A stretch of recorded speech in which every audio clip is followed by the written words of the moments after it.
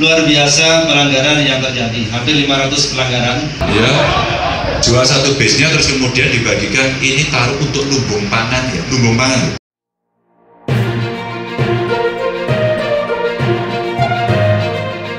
Kemudian ada beberapa penanganan pasien seperti di rumah sakit ada 3, yang pertama Karina, kemudian rumah sakit Islam sama rumah sakit Mitra Keluarga.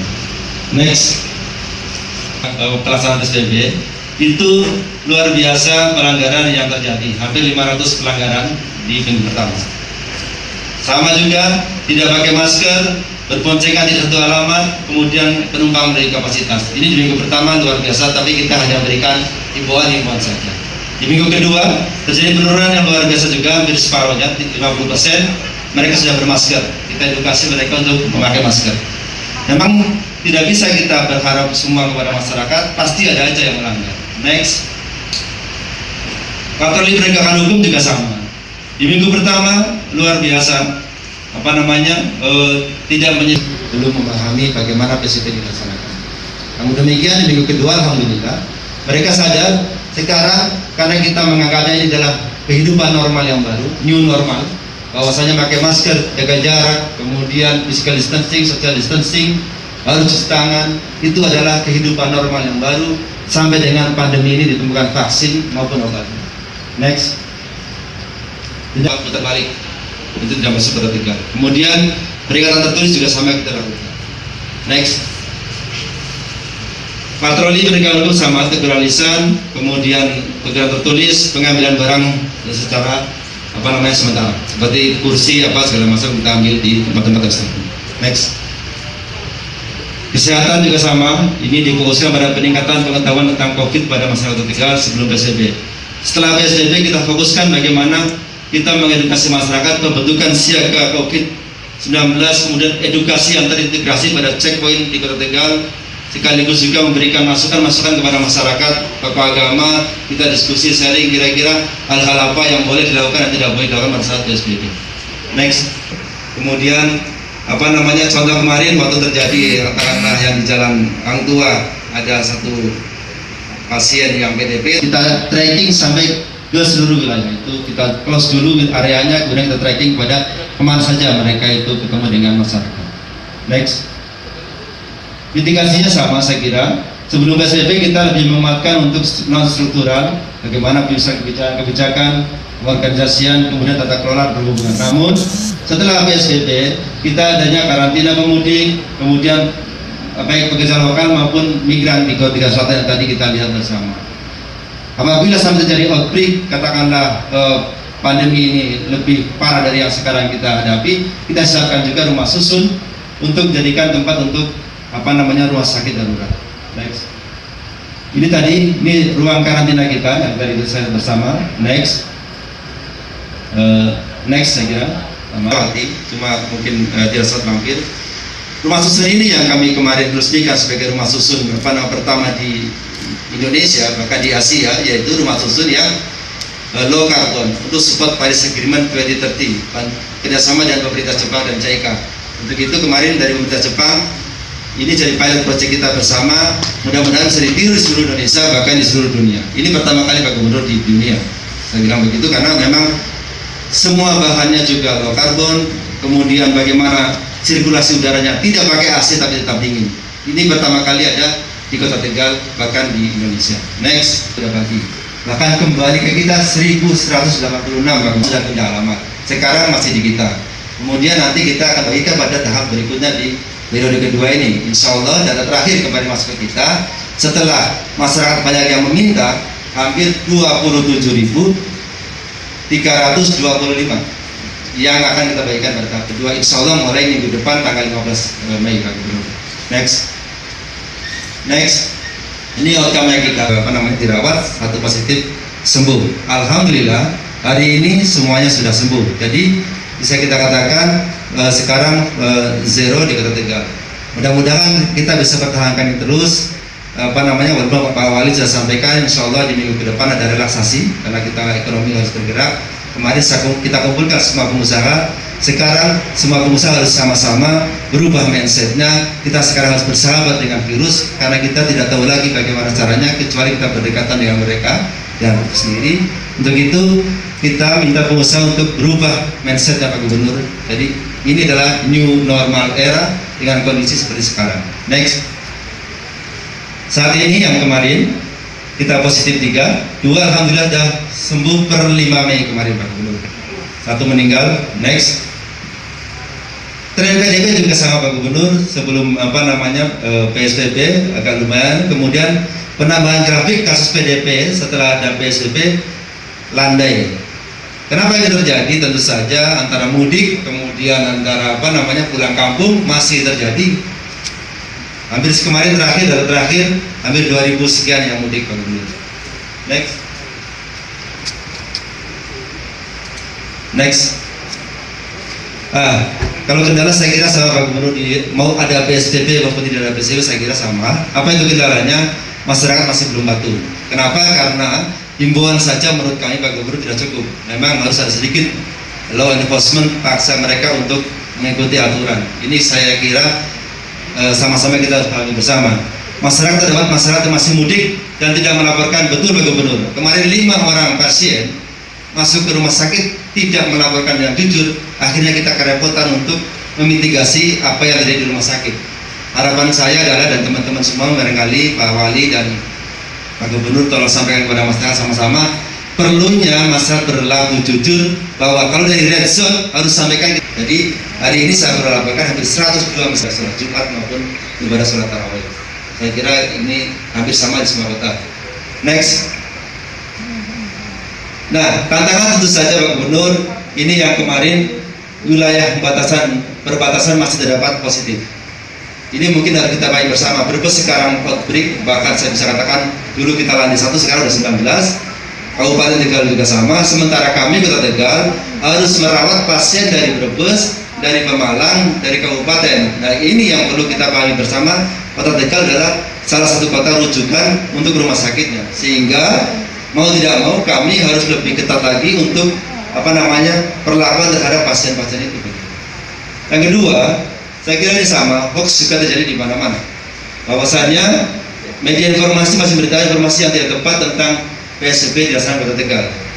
Namun parameter kita berhasil atau tidaknya PSBB tentu saja dari tadi, bagaimana landainya grafik PDB, kemudian yang positif sekarang zero.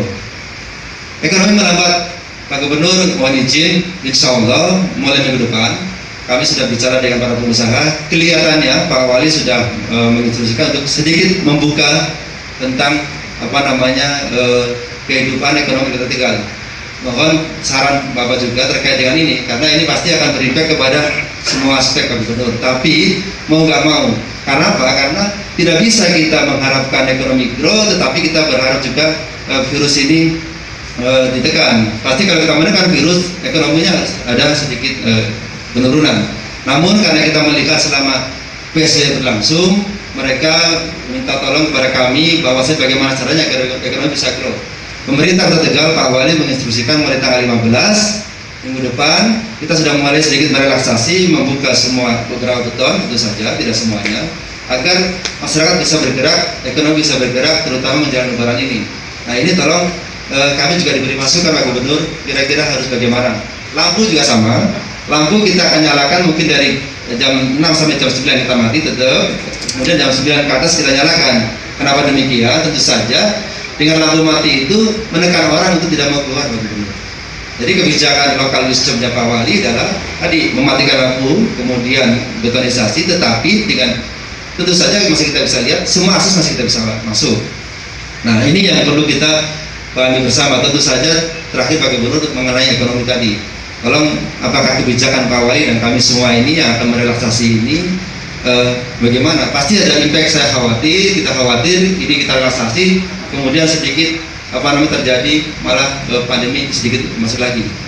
Assalamualaikum warahmatullahi wabarakatuh. Sekali lagi mohon masukan Pak Gubernur, kira-kira langkah apa yang harus kami lakukan agar kita tepat sasaran. Dari kepolisian, dari TNI, semuanya saya menyampaikan terima kasih.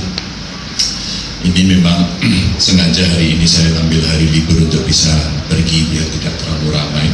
Saya terima kasih sudah dikawal dengan baik, dan memang hari ini menjadi penting untuk kita dorong agar bantuan itu sampai pada yang berhak. kita polanya belum nemu. Alhamdulillah beberapa kabupaten kemarin menyampaikan masyarakatnya pada saat dikasih kembalikan. Mungkin di kota juga ada di sini, sehingga dia sangat manfaat kepada yang berhak lebih dulu. Kita tunggu aja dulu ya.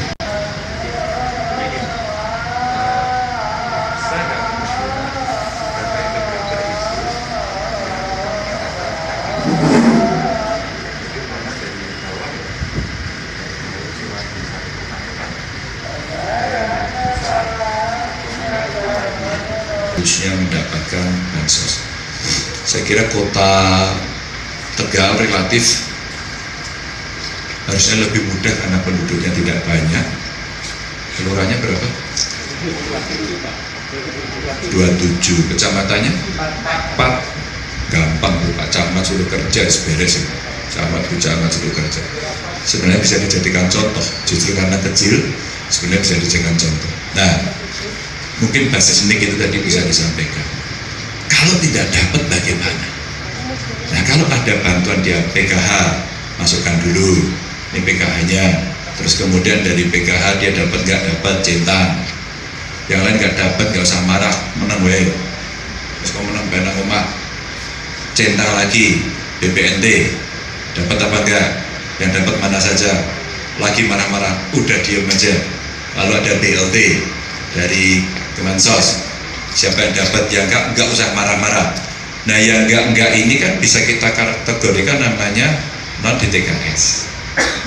Begitu non DTKS, ada berapa jumlahnya? Kita Pak Wali punya kewenangan, jenengan kasih. Pak, kekuatan kita segini Pak, ukuran minta provinsi. Pak, masih kurang lagi, monggo jenengan mau kekuatan luar boleh. Apa Basnas ini saya sarankan. Basnas itu kuat Pak, kalau di kita kuat. Nah, saya kira di kota juga. Kalau itu masih kurang, siapa lagi? Mungkin dari CSR. Kalau masih kurang lagi bagaimana? Itulah Jogotongo sebenarnya. Jogotongo itu sebenarnya koret-koret Pak, yang tidak harus menggunakan administrasi yang rumit. Maka lumbung pangan menjadi penting.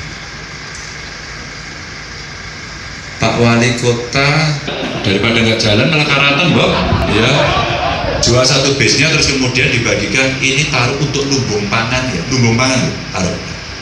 Baginya kepada siapa? Terserah RW. Terserah nanti baginya untuk siapa? Untuk yang setiap saat dia butuh makan dan tidak di cover di mana-mana.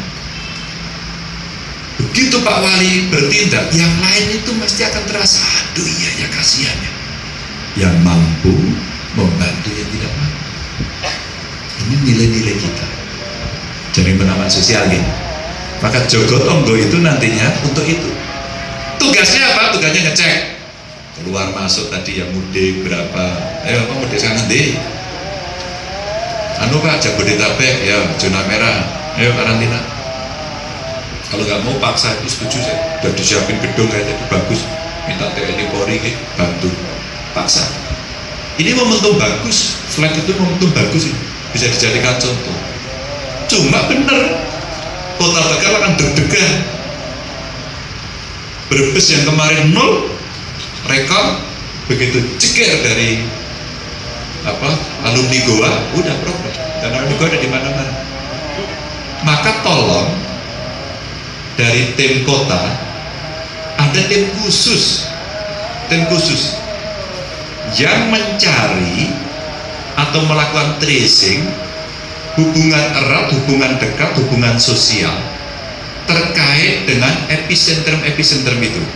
Maka dari Jakarta, dari Goa, kemarin ke Jawa Tengah, ada dari Pondok yang dari Jawa Timur gitu kan, atau mungkin dari Temboro ya, Temboro, Magetan. Dicari pengamat sosial. Bagaimana cara merelaksasinya? Betul Pak, ini harus ada cara pikir baru, polanya juga baru.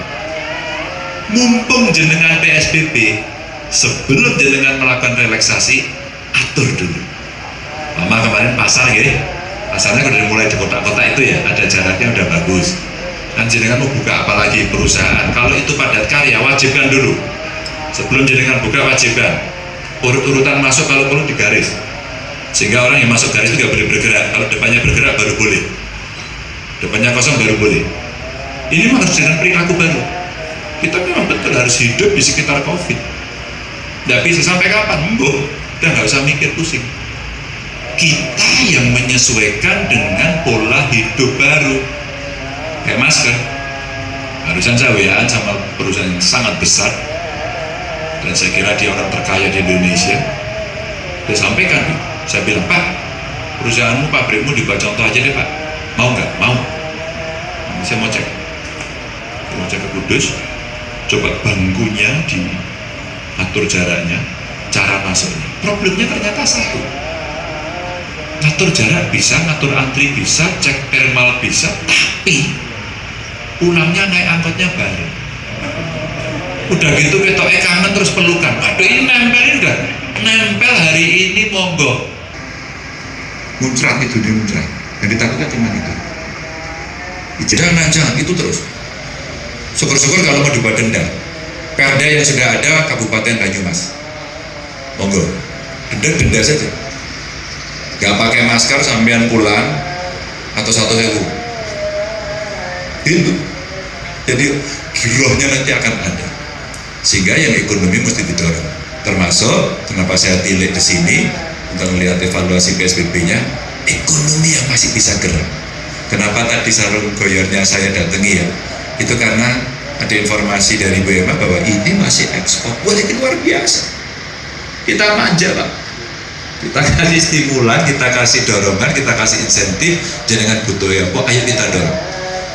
Bahkan di tengah orang sulit untuk makan, dia masih butuh pekerja banyak. Nah sudah, ini jadikan center saja. Ayo ini daripada nganggur, orang genah ini, orang sekelayapan sama mbabai. Buatkan suruh itu. Itu menurut saya produktif banget, hasilnya konkret dan bisa dijelaskan. Nah, berikutnya lagi, sosial sudah, ekonomi sudah, nah keamanan titip dari polisian TNI, nggak usah ragu Pak, nggak usah ragu. Hari gini main kejahatan sudah Pak, tegas saja, nggak usah takut karena sekarang penjahat-penjahat makin nekat. Nah patroli menjadi penting, CCTV menjadi penting, ya. Kalau jenengan sudah refocusing semuanya, anggarkan itu untuk daerah-daerah yang menurut panjenengan rawan. Saya sudah lihat beberapa videonya bagaimana orang yang nongkrong dan sebagainya itu, ya monggo dijelaskan, kalau enggak sudah pakai tindakan yang tegas saja. Nah ini Pak, tempat ngobrol, kupingnya nanti yang tebel, karena itu pasti maki-maki, marah. Saya tiap hari dimarahin. Saudara-saudara jenengan yang ada di Jabodetabek, mari kirim WA ke saya. Perkenalkan Pak Gubernur, saya orangnya ini, saya lagi Tangerang, saya di Bekasi, saya di Depok, saya di Jakarta, dan saya belum mendapatkan bantuan. Ini rekening saya, gitu. Terus gak saya jawab, Gubernur kayak macam apa saudara ini? Gak memikirkan rakyat, cuman WA toh, orang dijawab, gak memikirkan rakyat. Kasih rekening, minta tolong atau preman ini ya, gitu kira-kira. Tapi itulah kondisi sosial dan psikologis yang terjadi. Maka sekarang di Jakarta kita buatkan tim untuk memantau. Maka dulu saya minta satu persatu siapa pendamping desanya, anak buahnya Pak Sugeng ini nyatetin semua. Dan mungkin 100.000 lebih sekarang ini.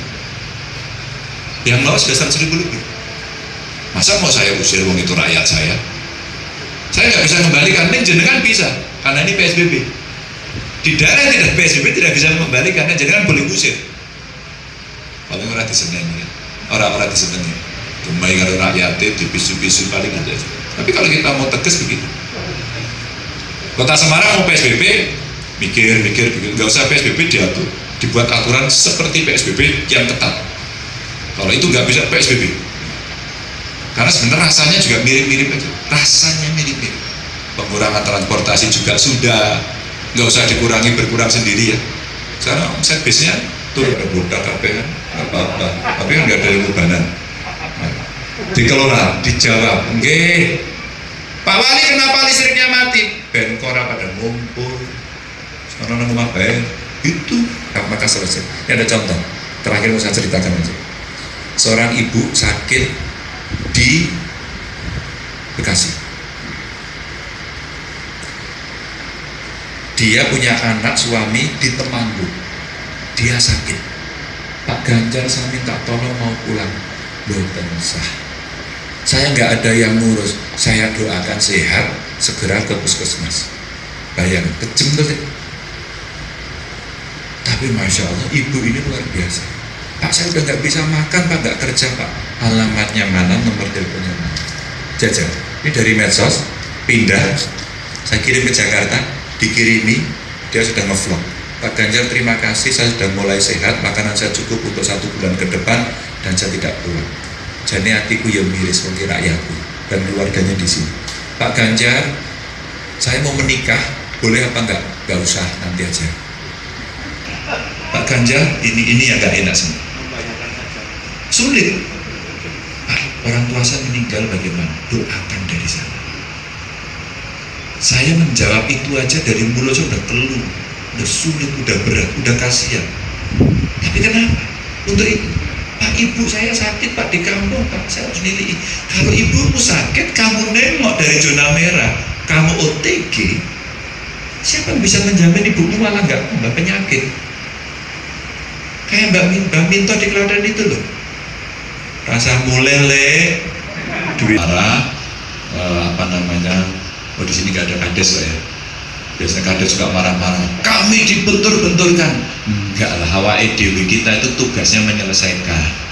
Kalau enggak komunikasi, maka ada di Banyumas, Pak Wali. Saya, Pak Bupati, Pak Gubernur, Pak Presiden, bagaimana ini? Saya dibenturkan dengan rakyat. Warahmatullahi wabarakatuh.